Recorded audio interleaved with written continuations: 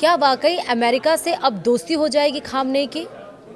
तो अमेरिका से दोस्ती के लिए लेकिन इसके सामने खामनेई ने रखी है बड़ी शर्त। क्या ट्रंप के लिए ये मानना होगा आसान? हम आपको बताएंगे इस वीडियो में विस्तार से। नमस्कार, आप देख रहे हैं न्यूज़ 18 डिजिटल प्लेटफॉर्म। मैं हूं आपके साथ श्रुति श्रीवास्तव।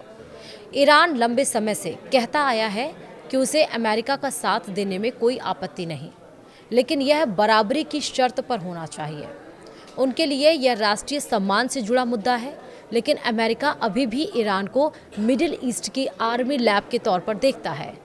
यही वजह है कि दोनों के मत कभी नहीं मिले।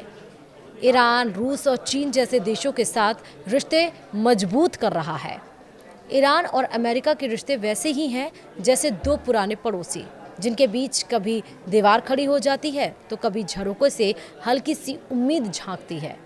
इस बार फिर एक उम्मीद जगी थी, लेकिन अब उस पर भी पानी फिरता दिख रहा है।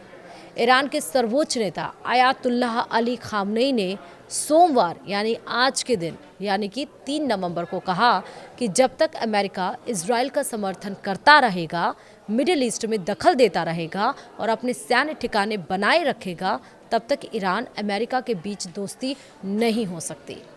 खामनेई का यह बयान ऐसे वक्त आया जब अमेरिका के राष्ट्रपति डोनाल्ड ट्रंप ईरान पर दबाव बढ़ा रहे हैं और साथ ही डील करने की बात भी कर रहे हैं। यानी एक हाथ में दोस्ती का प्रस्ताव और दूसरे हाथ में डंडा। लेकिन खामनेई ने साफ कर दिया कि तेहरान अब आधे अधूरे भरोसे पर कोई समझौता नहीं करेगा। उन्होंने सबसे बड़ी शर्त रखते हुए कहा कि दोस्ती तब तक नहीं जब तक अमेरिका इजराइल का साथ नहीं छोड़ देता।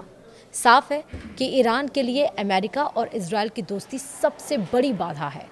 अक्टूबर में राष्ट्रपति ट्रंप ने कहा था कि अमेरिका ईरान के साथ सहयोग और दोस्ती के लिए तैयार है, जब तेहरान इसके लिए तैयार हो। उन्होंने कहा था कि हमारी दोस्ती और सहयोग का हाथ खुला है, लेकिन सवाल ये है कि जब एक तरफ अमेरिका दबाव बढ़ा रहा है, प्रतिबंध जारी है और दूसरी तरफ खुले हाथ की बात हो रही है, तो ईरान इसे कैसे गंभीरता से ले।